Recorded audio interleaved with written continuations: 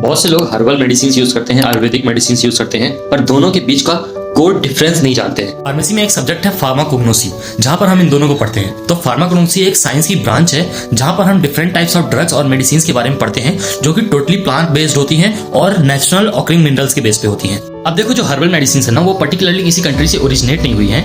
ये Asian time पे multiple countries में यूज हो रही थी, जो कि अब भी उसी तरह चली आ रही हैं। और जो हमारा आयुर्वेदिक सिस्टम है ना, वो 5000 साल से भी पुराना है और सिर्फ ये इंडिया में ओरिजिनेट हुआ था और इसकी 3 सब डोमेन भी है। तो मैं ज्यादा डीप डाउन नहीं जाऊंगा, हम सिर्फ मेडिसिन में समझते हैं। अगर मैं बात करूं हर्बल मेडिसिन की, तो यहाँ पे हम कोई भी एक मेडिसिनल प्लांट लेते हैं और उसका कोई भी पार्ट निकालते हैं, लाइक लीफ, और उस लीफ से एक कंपाउंड निकालते हैं जो कि एपीआई की तरह वर्क करता है। API is active pharmaceutical ingredient जो एक्चुअली में तुम्हारी बॉडी में जाकर एक्शन दिखाने वाला है, लाइक कर्क्यूम फ्रॉम द टर्मरिक। अब रेस्ट ऑफ द जो मेडिसिन है वो एक्सीपिएंट से बनी होती है और एक्सीपिएंट इसमें यूज होते हैं सिंथेटिक केमिकल्स। मतलब यहाँ पे एक पार्ट होता है प्लांट का और rest of the things is synthetic chemicals. और इसका जो एक्शन होता है ना, वो फास्ट होता है, बट इसमें क्या होता है कि बहुत सारे हमें साइड इफेक्ट कभी कभी देखने को मिल जाते हैं according to the body.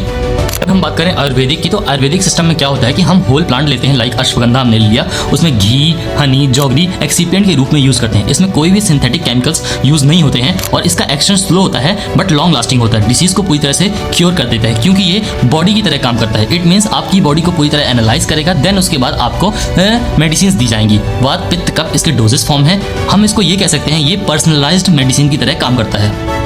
Herbal के एग्जांपल्स की तो बहुत सारे face wash, lotions, creams already market में अवेलेबल है, क्योंकि हर्बल का अभी बहुत क्रेज चल रहा है। और अब आयुर्वेदिक की बात करें तो हम च्यवनप्राश देखते हैं, बहुत सारे चूर्ण देखते हैं। तो ये थे कुछ एग्जांपल्स। अगली बार से कंफ्यूज मत होना, अपनी बॉडी के लिए सही चीज चुनना। Thank you.